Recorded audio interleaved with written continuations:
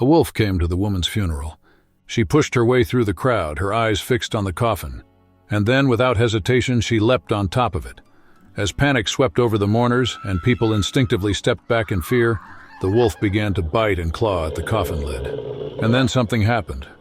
Something so extraordinary that you may not believe your ears. Amber Smalls was a 24-year-old young woman living in a quiet little town in America. She had recently graduated from university and had landed a well-paying job in the city. Every day she commuted for nearly an hour, pouring all her energy into learning every aspect of her new position. She loved her job, but by the time evening came, she often felt exhausted, stressed, and emotionally drained. To find some peace, Amber had made a habit of taking long walks in the wooded area near her home after work.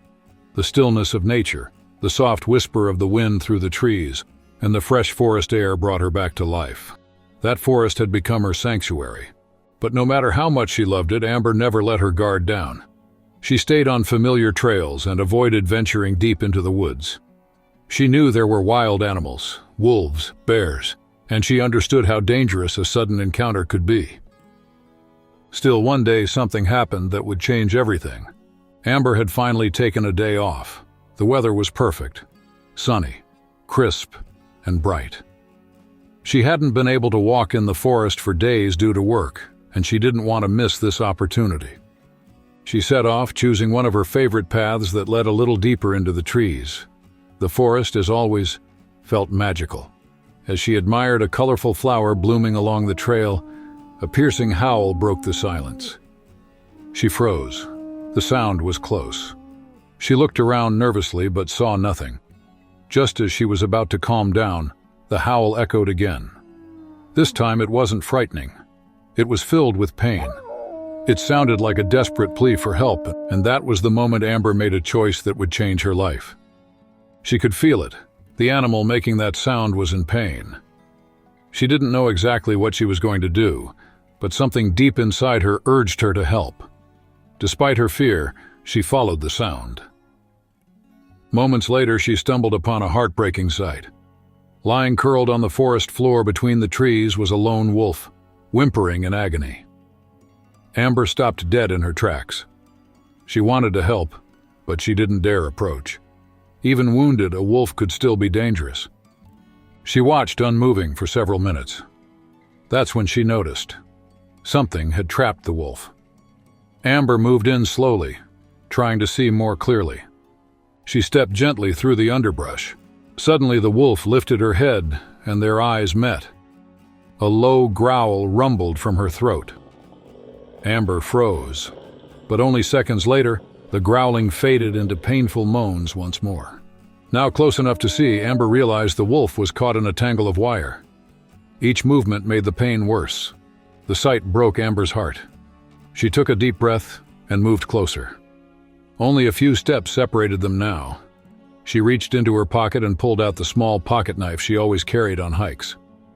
With quiet determination, Amber began cutting through the wires. The moment was tense and silent. The wolf didn't move. She didn't growl or try to escape. It was as if she understood what Amber was doing. After several careful minutes, Amber cut the last wire. Finally, the wolf was free. Amber stepped back, giving her space, showing she meant no harm. The she-wolf slowly rose to her feet, stretching out her muscles, but something was wrong. Amber noticed it. She was limping. One of the wires had cut her leg. The wound was small but painful. And yet, what truly astonished Amber was that the wolf didn't run away. Instead of disappearing into the forest, she turned and looked at her. She stared for a moment, then slowly limped toward Amber's and gently brushed her head against her leg. Amber stood in awe. This wasn't a wild animal. It felt like a grateful companion, a friend. It was as though she was saying thank you. Amber reached out and softly touched her fur. But in the back of her mind, reality lingered. In her condition, the wolf wouldn't be able to hunt. With her injury, finding food on her own would be nearly impossible. That's when Amber decided she would help her until she healed. For the next several weeks, Amber went to the forest every day with food. They always met in the same clearing. Amber left plenty of meat, and as the days passed, their bond grew. Both began to eagerly anticipate their quiet, shared moments. But one day, something changed. Amber didn't come. The wolf waited at their spot. She looked around, ears alert, but Amber never arrived. She waited for hours. The next day came, and she waited again. Still no sign of Amber. Finally, the wolf began searching. She lowered her nose to the ground, tracking Amber's scent through the trees. The trail led her somewhere unfamiliar, a cemetery. In the distance, a group of people had gathered around a coffin. The wolf didn't hesitate. She ran toward it. Standing at the head of the casket was a man, crying. Amber's husband, Martin. Amber had died.